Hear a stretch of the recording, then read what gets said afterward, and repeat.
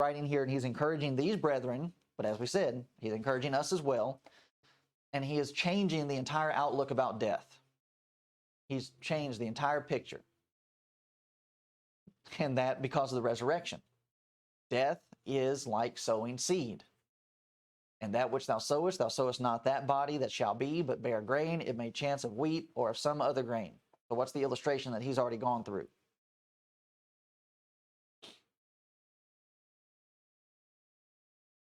And we use the same illustration. Sowing seed. What's a good illustration? Think about what we had on the screen. Okay. They die. Ground. One body dies. Something else. Okay. It doesn't look anything like what originally was put in the ground. Okay. Put something yellow in the ground. That yellow thing dies, and then something green comes up in its place. That is exactly how the resurrection is going to be. You die, you get put in the ground, something else comes up. So Paul is presenting, in order for us to live, we must die. Now, is that not the very same thing that Jesus said? But of course, it's not in the same context, but it is the same phraseology. He that shall gain his life shall lose it. But he that will lose his life for my sake shall gain it. What was that? And the gospel. And the gospel, yeah. So here we have it on both ends of the spectrum.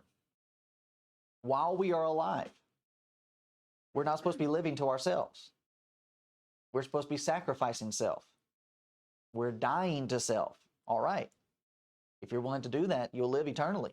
But if you're going to be a person that's just focused on, well, this is what we've got going on, this material, this physical, it's all I see, that's what is, really important, that's what I'm trying to gain, Jesus says you're going to lose your life. And even Paul, now, as we're looking at from the standpoint of the resurrection, it's the same principle that applies. If you want to move on into eternity, you have got to die. So, what about fearing death? Now, I certainly can be afraid of the way that I'm going to die. But as far as being afraid of death itself, it's not the end. It's just a means by which we're going to go through a transformation. So even with this, and we're looking, so I know that we've made mention of this is not talking about what Paul is discussing in Romans chapter 6 and baptism, being buried in his death and being raised to walk in newness of life. But we find the same type of application, that this is the point when that happens. There is no symbolism. There is no picture of this. This is how it happens and when it happens. You die, you are buried, and then you're made to live again. What about baptism? It's the exact same thing. This is the point where these things are taking place. You're dying to the old man. That old man is being buried in water. You're being raised to walk in newness of life. This is the moment. No symbolism, no imagery, no picture of something that's already taken place. This is it. So when we're considering all of these things, death is simply a door to life. In verse 38, but God giveth it a body as it hath pleased him, and to every seed his own body. God gave the plant a body, and that is what will happen to us. And it's going to be done in accordance with his power. Not going to be left up to chance. He's in control of it. So all of these people that have all of these concerns, so as we've mentioned, does 1 Corinthians chapter 15 give us every little detail about the resurrection? No. So what about those things that I can't answer? Do I have any reason to be afraid when I'm considering this point? God has got it under control. This is all being done by his power. And if he can speak everything that we see into existence, then what about raising me from the dead? I think that's going to be a piece of cake. All right, so verse 39. All flesh is not the same flesh, but there's one kind of flesh of men, another flesh of beasts, another of fishes, and another of birds. Paul is just continuing to build on his illustration that God has created everything with a body. And that body is designed for the place that God put it. Why do we not see any fish walking on land? God did not give them a body to live on land. Why are we not living under the sea? But didn't we come from fish? Okay, no, you're getting ahead of me. Yeah. Oh, You're getting no, that's good though. That's good that you picked up on that. So you don't see us living underwater because we're not designed for that. Why is it we're not living on the moon? We're not designed for that. Now I know they're trying to change that. And even though they may be able to reach it, I don't think it's going to be a good thing. So here's what's being presented. Each of these bodies given by God, adapted to the life in their environments. What about the resurrection? If God can do this on earth, then he can do it for us in heaven. That we will be given a body that is designed for that atmosphere. Now, going to the point that Adrian brought up, this is a huge point in the denial of evolution. All flesh is not the same flesh. According to the evolutionist, it is. We all came, supposedly, from the same source. This is just a full-out denial of that. All flesh is not the same flesh. Everything did not come from one single place. But that, in fact, God has made all of these different things.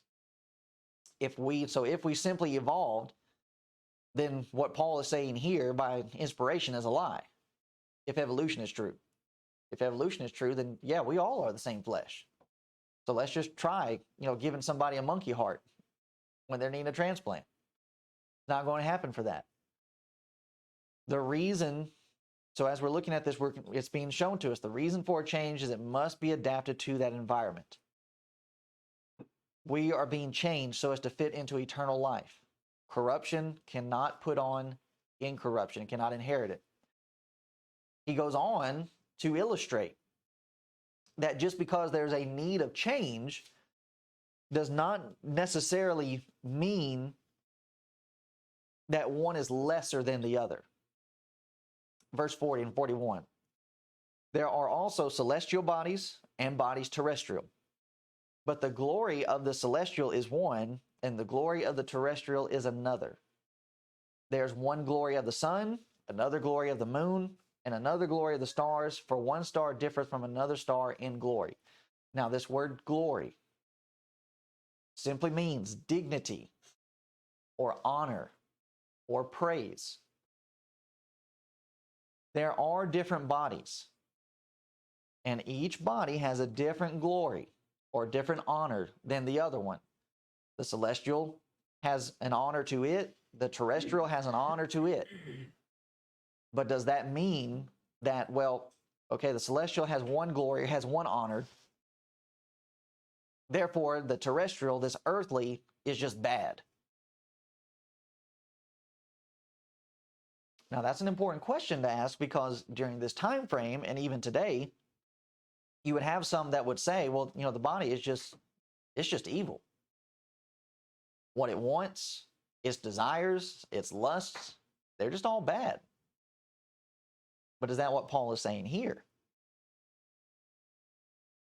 No, Paul is actually showing that just because they have different glories or different honors does not mean that one is less valuable than the other. So let's just go through his illustrations here, verse 41. There's one honor of the sun and another honor of the moon. Well, if we're talking about honors, we would certainly say the sun is more honorable or has more dignity than the moon does, because just look at everything that the sun does for us. It provides us with vitamins that we actually can't, really get anywhere else. Causes plants to grow, so on and so forth. And the moon actually does not have its own light source. It's simply reflecting what it's getting from the sun. Well, okay, then that means the sun is superior. Well, no. What if you took away the moon? What kind of problems will we run into then? Okay.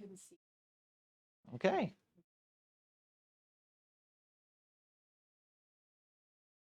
I know it. Right. That's it. Yeah, aren't there even certain plants that if they don't get moonlight, they're not going to grow properly? I think that's what James is actually trying to say there. So what if you just took them? Okay, the sun is greater. Let's just get rid of the moon. Let's just blow it up. Can't do that. I don't know. So you can't do that. Well, it's the same thing with, these two different bodies. To say, well, okay, this is the body that we're looking for, then this body must be terrible. Who gave us this body? All right, and what did God say after he made this body? It is good. It is good. So even the desires that we have, what about those? Anger. God gave me that emotion. But guess what? I just have to keep it in check in line with what God says that I'm to use it, use it for. The desire, the physical desire between a man and a woman. What about that? God gave me that. It's just when we go beyond what God's prescription for that is that we get ourselves into trouble. So it's not, so again, he's answering these questions before they get raised. He's cutting them off at the pass. Well, you're saying there's celestial and there's terrestrial. One must be greater than the other. There's really no need to look at it that way. I mean, certainly we can see how the celestial is more desired because we're not going to have to deal with sin, not going to have to deal with temptation, no death, no suffering, no pain. Yeah, that's greatly desired. But there's nothing wrong with what I have here. God gave it to me just like he's going to give the other. Just like with the sun, the moon, the stars. Okay, they all have different honors and, different glories. But it doesn't mean you get to get rid of them. Now, doesn't that sound like another place that we've already read where Paul is making that very same illustration, same argument? Not illustration, but the same argument. You have some that are greater and some that are weaker. What does that mean? You just get rid of the weaker. All right, where was that? Yeah, 1 Corinthians chapter 12. We are members of the body. And there are some stronger members than there are weaker members. What about those weaker members? You just cut them off the body? No.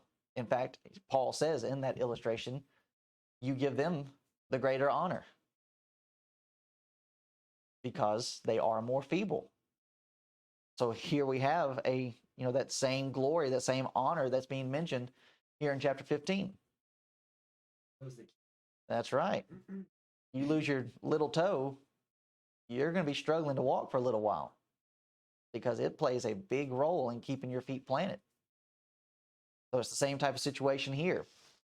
We're looking at these, these glories and these honors that are being given. It's all working towards the same goal. Now, verse 42. So also is the resurrection of the dead. It is sown in corruption. It is raised in incorruption.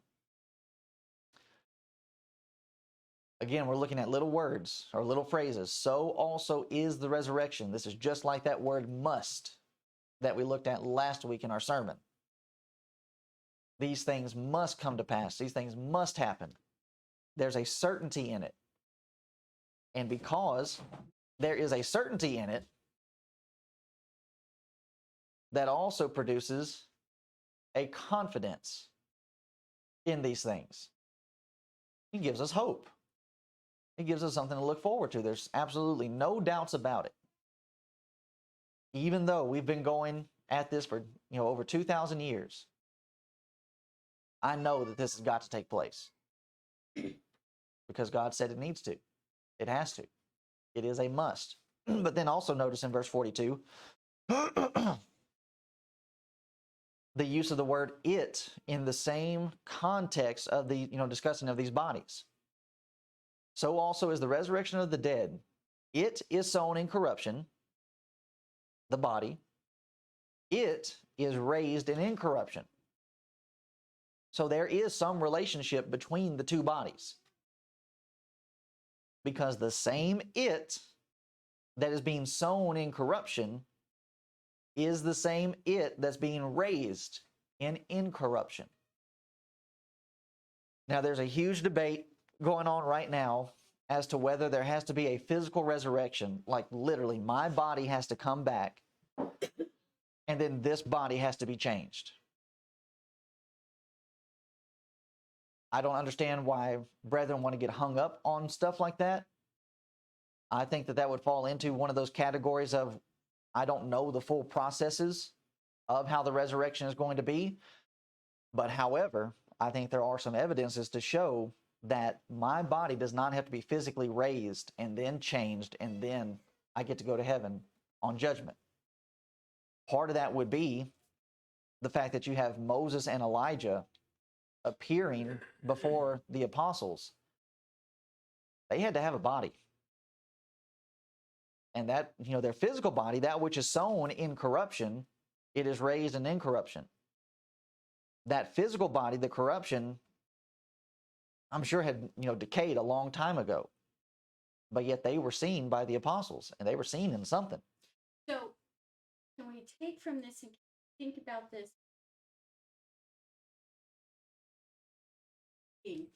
So, sown in corruption, does that mean, as you're saying, of a physical body? So, when God brings us new vessel, that it is made not of earthly, but it's the spiritual body.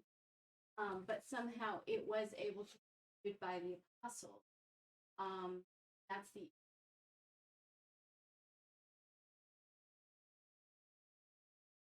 side. Right. So that was going to be the next point of it. Okay. Is the fact that you have these people that are like Moses, Elijah, Abraham. We have the example with Lazarus and the rich man. Lazarus dies and he goes somewhere. All right. So if he's going to go somewhere, what is he going to need? He's going to need a body to go into that place. And it's not the physical body, because the physical body can't go into that place. We're studying that. So already they are being given these bodies. Now, to the position that a lot of our brethren want to make, well, you've got to come back into your physical body and then be changed. That's like doing an extra step. Because Lazarus had a body, but then you're saying at the end, he's got to go back into his physical body to be changed into a spiritual body again. Let's do an extra work. When in fact, what we have being shown here is, okay, it is sown in corruption. That's death. You're planting the seed. That's the illustration. It's being sown in corruption. It is raised in incorruption. There is a raising that takes place even before that grand raising. There is a transformation that takes place. Right. Right. That finds its connection in here, but even with with what we're saying about Lazarus dying, being sown, he went somewhere. He is in that incorruption state. And even for that matter, the other Lazarus that died and was buried for 4 days, his body was still in the tomb,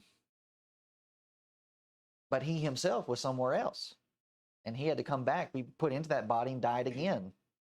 Well, guess where he's going to go? He's going to go right back to where he was. For that matter, let's take Jesus and his death. 3 days, his physical body was in the tomb. But where was he?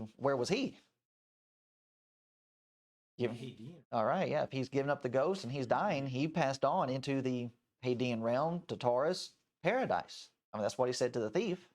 Today you will be with me in paradise. So here's his body, his physical body in one place, but he himself is already in another. Well, if you're already there, you've got to have a body. And so what about these individuals that are waiting? So what about the individuals that we're waiting for this grand resurrection? They've already got their bodies. So I would say that's part of the reason why in 1 Thessalonians chapter 4, why Paul would say the dead will be raised first. Well, why will they be raised first? They've already got their bodies. They can go. But then what about us? Paul is going to show in this context, we have to be changed. We that are alive shall be changed in the twinkling of an eye. So all of this is, it's going hand in hand to show that the it that is sown is the it that's going to be raised. It's me. And they share in that relationship. So verse 43, or any other thoughts, questions? There was something going through my mind. I had to go. I have to go read it, I guess. You can go ahead with what you're saying. Okay. I just wanted to see something for myself, Okay. and then I'll say something if my ideas. Okay, sounds good. Okay. All right, so verse 43. On the same vein, same thought. It is sown in dishonor. It is raised in glory. It is sown in weakness. It is raised in power. So here we have contrast between this body and my body to come. Now, as we said, it's the same it, but it's not the same. Now, that's a fallacy inside of logic. A thing cannot be and be at the same time. So even with this, we are showing that there is some sort of transition. There has to be some sort of transition for it to even be the same it, but not the same, if that makes sense. And I really hate dealing with those, logical arguments and logical forms because you can get lost in the weeds. But it is still showing this contrast between these bodies. And from this, I know it will be different. Go ahead. Really? Sorry. No, it's all good. Go for it. Can you explain and draw it out a little bit more with regard to the first part? It is so. Okay. How would somebody reading this, how would they know what this is? If as long as they're studying this, they're, but feeling this. Mm-hmm. Could you maybe remold the question? Or so let me try this. Would you explain it is sown? Okay, all right. So it's coming from this, so like we said, 42, 43, they are connected. So it is sown in corruption. This physical body can be corrupted. But the next body is not going to be corrupted. All right? So this body is sown in dishonor. It is raised in glory or honor. So what it's really emphasizing is, so like the next phrase, it is sown in weakness and it is raised in power. So it's going back up to the paragraph, well, I have it in paragraph, but from 40, where it's talking about the celestial bodies and talking about the contrast of glory, right, and everything there. It's just saying that it's reinforcing this a few different ways. There you go. Of physical body is less than, and then spiritual body, whatever that's going to be, greater. There you go. Okay. Yeah. So it's almost like going through and reading the Proverbs, where you'll have the same piece of information just being explained maybe 10 different ways. Right. And it's just, so it is a thing of driving the point home. Like, okay, when you really get down to it, there's nothing wrong with this body. But we realize that there are problems with this body. It has dishonor, it has weakness, it has corruption. We get sick, our bodies get weaker, all of these different things. Okay, we can see those. But just because this, that's what this body was designed to do. This body's not designed to last forever, it's designed to decay. God did it that way. The next body, there's glory, there's power, and there's incorruption.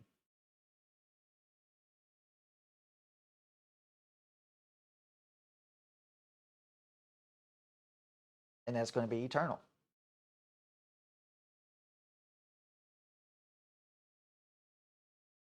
All right. Anything else? Adrian, did you find what you're looking for? Yeah. It's in Thessalonians. Gotta keep these on. I go to blurry. in verse 17, it says, "And then we who are alive and remain shall be caught up together with them in the clouds to meet the Lord in the air." In verse 16, it says, "And the dead in Christ will rise first." In my mind, it's say you picture it as a movie. Sorry. It's the only way I can make this happen. I don't know why I have to get so nervous. I hate it. So, I picture it them rising not up into the clouds already, but they're rising, like, let's say we're here on earth and the spirit beings pop up, and our human bodies basically are done away, and our celestial bodies are instantly changed, if you will, and then we all rise up together. That's the way I take it. Does that make sense? But Is that what but also what he just was explaining is that the dead will arise first because they've already received their spiritual bodies, so they're already in. Right. And they didn't have to go through that. What I'm saying is, when I'm reading this, and the dead in Christ will rise first, then we who are alive and remain shall be caught up together with them in the clouds. In a way, it kind of sounds like we're all going together, but instead of them, I don't know how to explain this.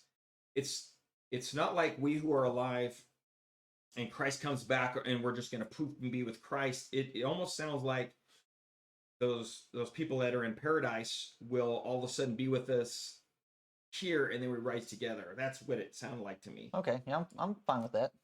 So it's almost. I'm just saying it. Yeah. It just But when we it's know that paradise is a waiting place for them right now, so that makes. right, but the way that I'm thinking that People on the people are cross is saying this is that they're going to rise first and be with Christ in the clouds, but it sounds like they're going to come from that paradise area together with us, and so we're not going to rise before them, and they're not going to rise up there. They're going to come from whatever realm they're in with us, and we all rise together. It's what it sounds like to me. So it'll in be verse like 17. the scene of when Christ at his crucifixion and the spirits came from the grave and they walked through Jerusalem. It's a thing that we'll be here together. Like they'll rise, we'll see them, then we'll be changed, Yeah, and then we'll go. that's what it sounds like when I'm reading 17. Possible. Yeah, it just sounds like that to me. I mean, one way or the other, it doesn't really matter in a sense. I mean, we're all going to be in the same place. But I was kind of wondering why it would say that. Let's see. For the Lord himself will descend from heaven with a shout, with the voice of the archangel, and with the trumpet of God, and the dead in Christ will rise first. Then we who are alive and remain shall be caught up together with them in the clouds to meet the Lord in the air, and thus we shall always be with the Lord. I'm just kind of wondering why that has to be put in that sense. It doesn't really matter. We're all going to end up in the same place anyway. But I'm just wondering why it says they're going to rise first, and then we're going to meet them together, caught up together with them in the clouds. I just always was wondering about that and thinking, instead of them rising to Christ first in the clouds, that they're going to rise up from their paradise area, and we who are alive on the earth will get our celestial bodies, and then we'll all go together, and it'll happen in a twinkling of an eye. So it doesn't really matter. It'll be instant, and we won't even realize. So it doesn't matter. Well, and part of it is so 1 Thessalonians 4 connected back with 1 Corinthians chapter 15, where Paul says that every man or everything is going to be in its order. Remember when we made mention of that? So it is going to be a situation where, and even that goes against the premillennialist idea where there's just all this chaos and nobody's knowing what's going on. Paul is even showing from 1 Corinthians 15, 1 Thessalonians 4, is like, no, this is decently and in order. Just like everything that God does. That there is going to be a process. Jesus is the first fruits. He did it first, and that's showing us that, okay, he's done it, we're going to do it. And that even in that process, it's going to be the dead, and then it's going to be us. Now, as far to the minute details about that, hey, I can't really get into it. I know we've got some information about it, but as to whether it's going to be, like you're saying, the dead will raise here, we'll be together, and then we're all going up at the same time. Okay, fine, could be.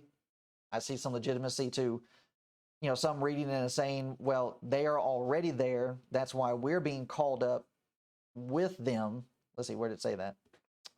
17, then we which are alive and remain shall be caught up together with them in the clouds. So it's almost sounding like they're already in the clouds and we're remaining. And thus, we've got another transition that's needing to take place. It could really go either way. And like Adrian was saying, I really don't care as long as I end up where I'm needing to As be. long as I'm there. Yeah, as long as I'm there, there's, I don't know, there's no need to try to get lost in the details of it. Because in the grand scheme of things, I don't know the details other than it is and I going to don't take care place. one way or the other because Yeah. I just want to be there. Yeah. So. No, I get what you're saying. I'm just because of the way I stutter when I read, it's somehow I don't know. It says, "Then we who are alive and remain shall be caught up together with them in the clouds to meet the Lord in the air." It almost sounds like we're going there together at the same time, but it doesn't matter, and it'll go so fast that we won't even care. I just always saw it a little different than the way that people explain it. They'd say that the dead will rise first, which I agree because it says so. But raise where? Does it say raise up in the clouds or raise with us? Because we're going to have our celestial bodies changed instantly, and then it doesn't matter. It's just something that was on my mind. That's all good. That's And I'm not fine. here to argue it. No, That's- you just came to a point. You just had a life-changing moment here. No, so it's just like- something that has always been on my mind. People are always saying they're going to rise first, which I agree, because it says, but they make it sound like they're going to rise first and be with Christ in the cloud. And then we're going to change and then go meet them. But it almost sounds like with them. That I see the word with them in this version. So I don't know. But it doesn't matter, I guess. It doesn't.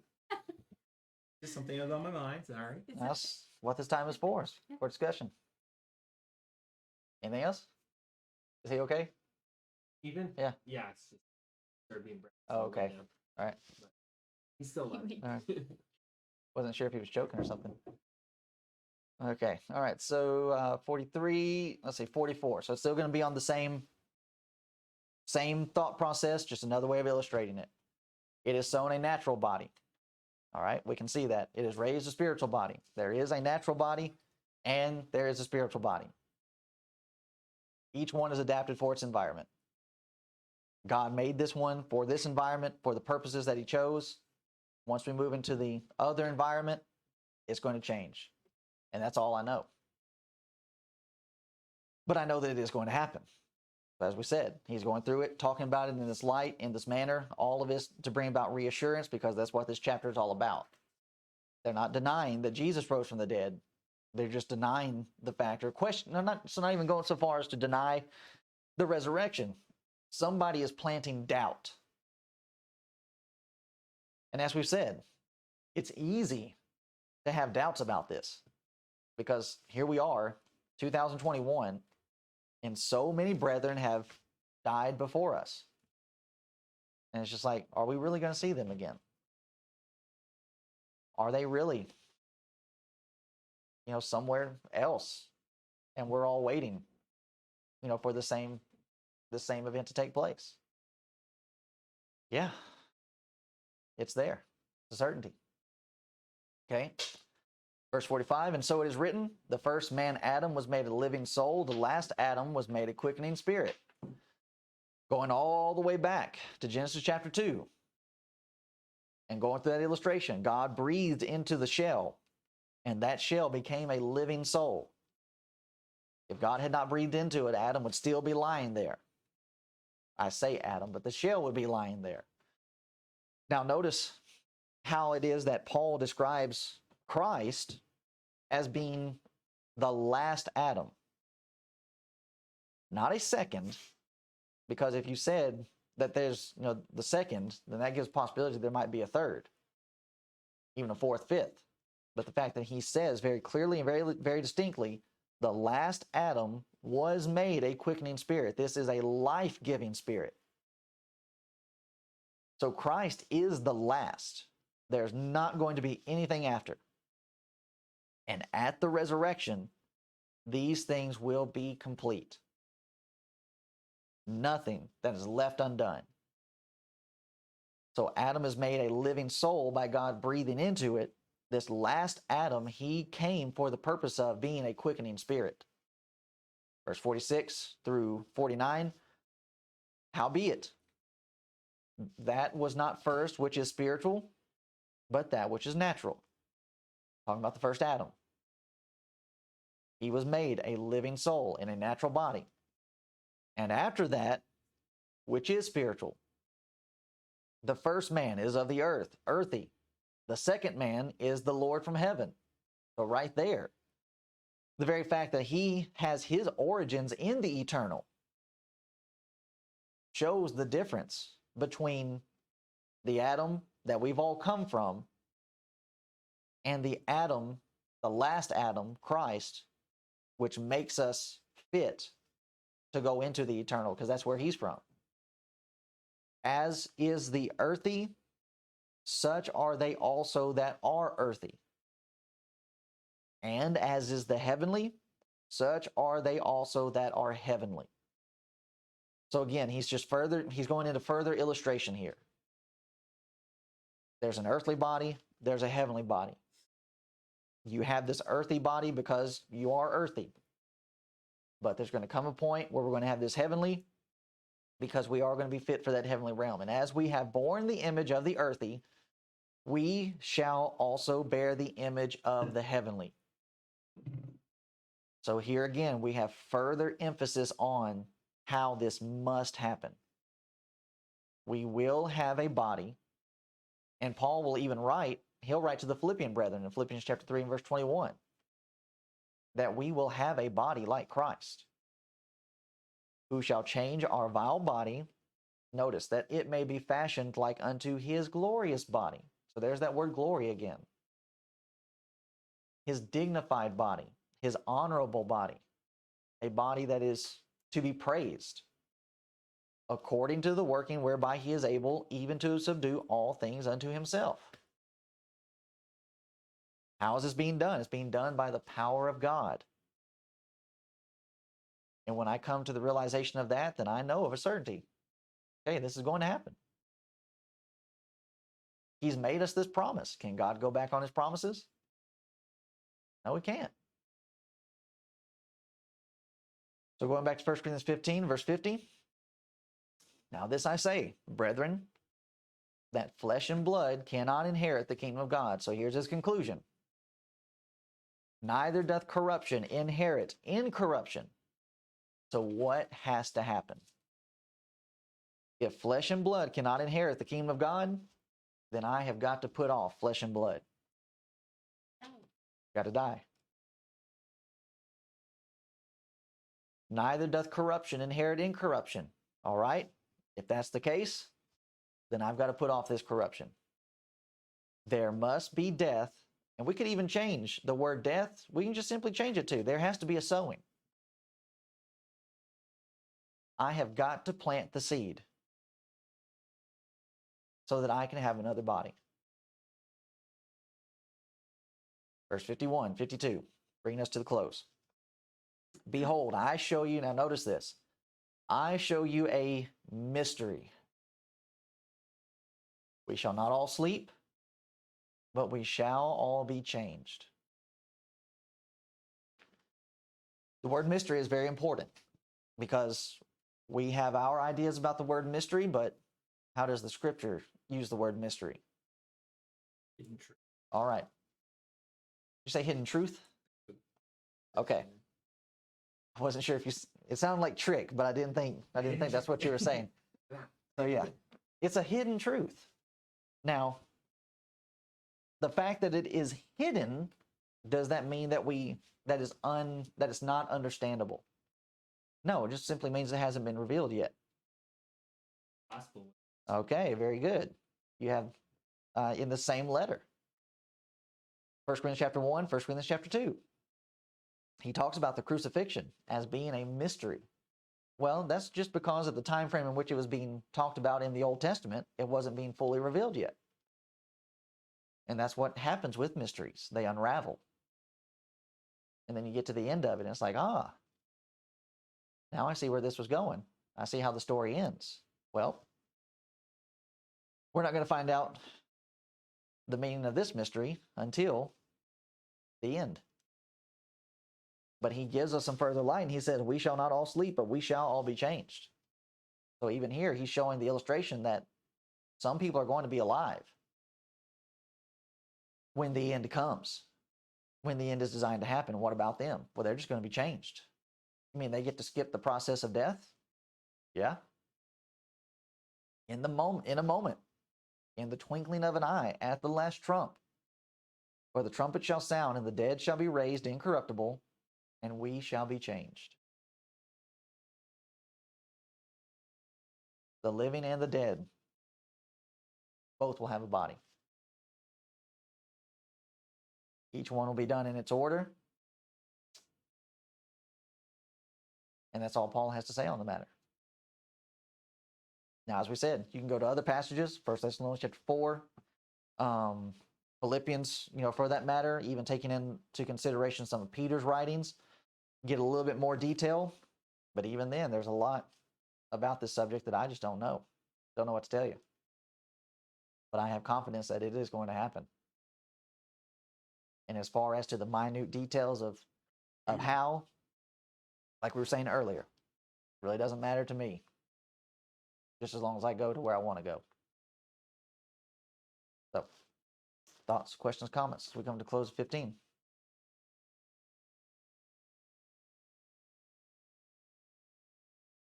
All right. Everything was good so far. I appreciate the feedback and inquiry, questions. Rabbit chief. No, that wasn't. No, you stayed in the chapter, so you weren't chasing any rabbits. I chased rabbits. You were still in the context. Okay, so if that's it, then we'll take a brief pause, get things switched over.